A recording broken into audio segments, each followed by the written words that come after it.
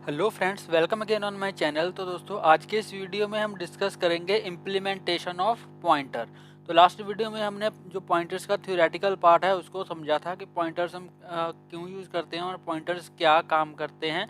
तो आज के इस वीडियो में हम उसकी इम्प्लीमेंटेशन देखेंगे। तो चलिए इसको स्टार्ट करते हैं। तो सबसे पहले मैं एक फ़ाइल क्रिएट करूँगा और यहाँ पर मैं लिखूँगा pointers.c।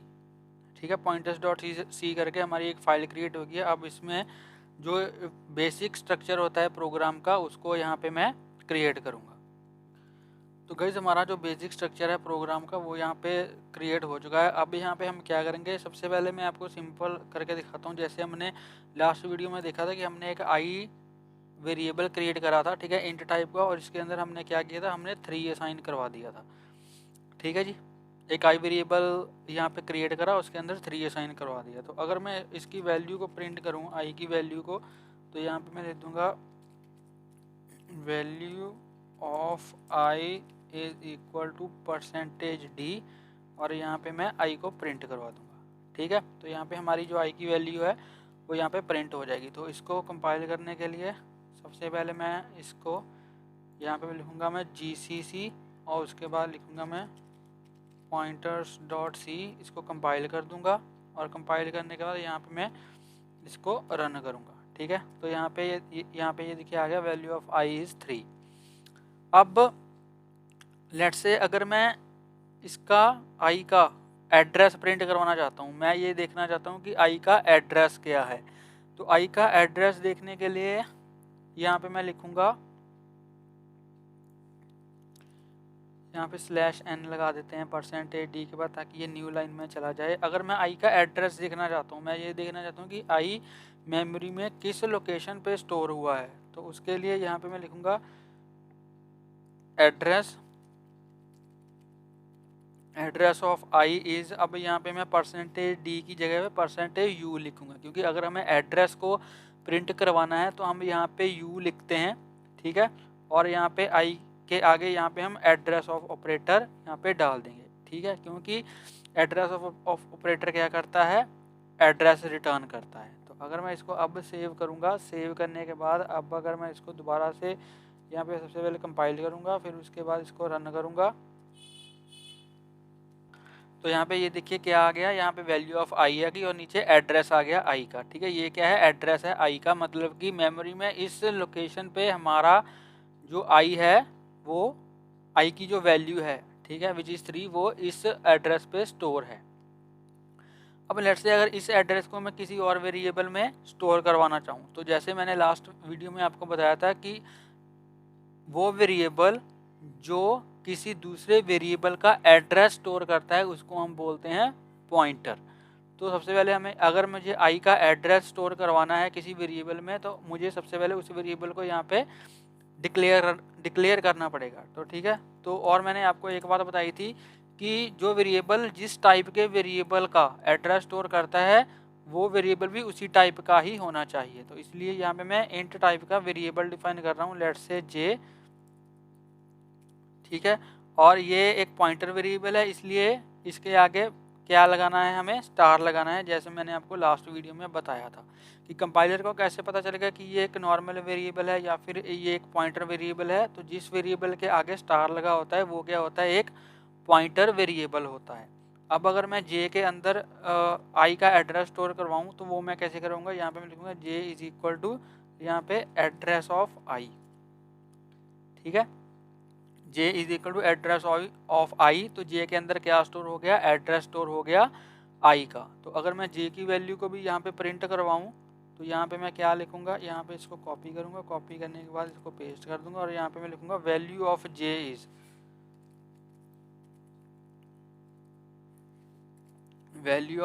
इज़, और यहाँ पे जे के अंदर क्या है, एक एड्रेस स्टोर है, तो इसलिए एड्रेस को प्रिंट करवाने के लिए हम यहाँ पे यू लिखेंगे, और यहाँ पे मैं लिख दूँगा जे। ठीक है, अब मुझे जे की वैल्यू यहाँ पे प्रिंट करवानी है, जे का एड्रेस प्रिंट नहीं करवाना। अगर मुझे जे का एड्रेस प्रिंट करवाना है तो यहाँ पे जे के आगे मैं ऐसे एड्रेस ऑफ ऑपरेटर डाल दूंगा, लेकिन मुझे जे की वैल्यू प्रिंट करवानी है। ठीक है, जो कि क्या है, किसी दूसरे वेरिएबल का एड्रेस।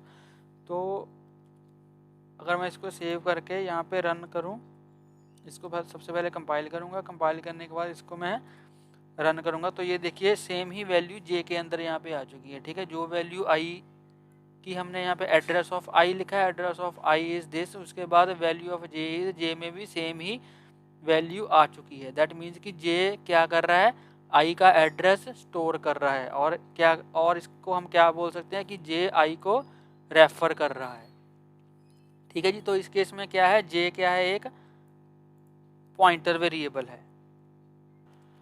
और यहाँ पे लेट से अगर मैं जे का एड्रेस भी प्रिंट करवाना चाहता हूँ तो वो भी मैं करवा सकता हूँ। लेट से जे का एड्रेस, ठीक है, क्योंकि जे भी एक वेरिएबल है।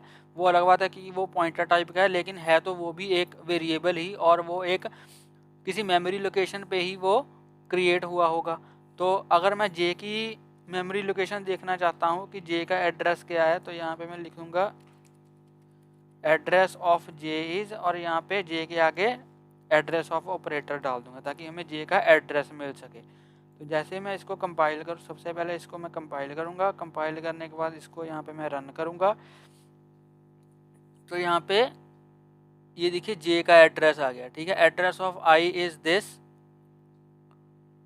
तो यहाँ पे एक बात आपको और नोटिस करनी होगी, यहाँ पे ये देखिए पहले आई का एड्रेस क्या था, ये था, ठीक है। अब आई का एड्रेस, हाँ सेम ही है आई थिंक, ठीक है। पहले आई का एड्रेस ये था, लेकिन जब हमने दूसरी बारी कंपाइल किया तो आई का एड्रेस ये हो गया,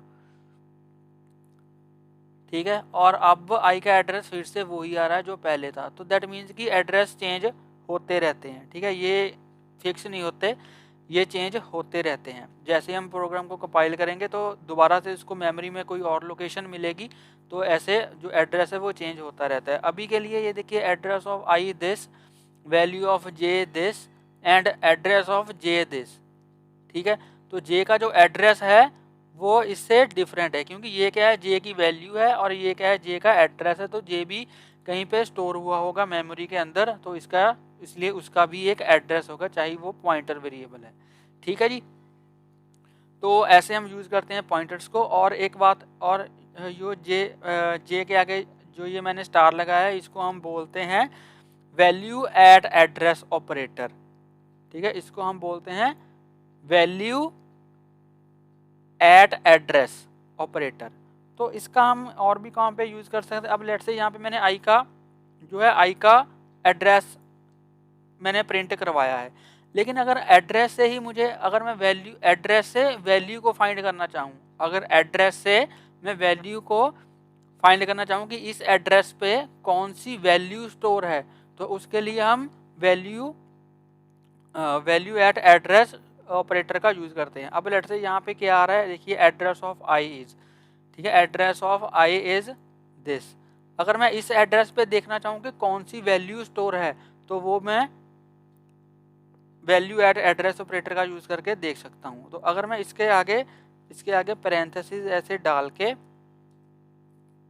ठीक है, यहाँ पे स्टार लगा दूँ, यहाँ पे स्टार लगा दूँ, तो इसका मतलब क्या हो गया, यहाँ पे मैं कंपाइलर को बोल रहा हूँ कि जो ये एड्रेस है, मतलब कि जो आई का एड्रेस है, इस पे कौन सी वैल्यू स्टोर है वो प्रिंट करवा दो, ठीक है। मतलब कि ये एड्रेस हो गया आई का, और एड्रेस के ऊपर जो वैल्यू है उसको प्रिंट करवा दो। तो अगर मैं इसको सेव करूँगा, करके इसको कंपाइल करूँगा, कंपाइल करने के बाद दोबारा से इसको रन करूँगा, तो अब यहाँ पे ये देखिए 3 यहाँ पे क्या आ गया, 3 आ गया। तो आई में क्या था, स्टोर 3 था। तो this is same as this, ठीक है। एक तरीके से ये अगर हम ऐसे लिखें तो वो इसी के इक्वल है, ठीक है जी। तो ये क्या है, वैल्यू एट एड्रेस ऑपरेटर, जो बताता है कि किसी एड्रेस पे कौन सी वैल्यू स्टोर है, ठीक है जी।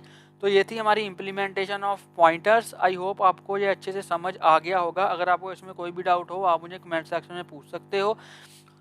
और प्लीज़ अगर आपको ये वीडियो अच्छा लगा हो तो प्लीज़ इस वीडियो को लाइक करें, शेयर करें, और मेरे यूट्यूब चैनल को सब्सक्राइब करें। और अगर आपको कोई डाउट हो तो आप मुझे कमेंट सेक्शन में पूछ सकते हो।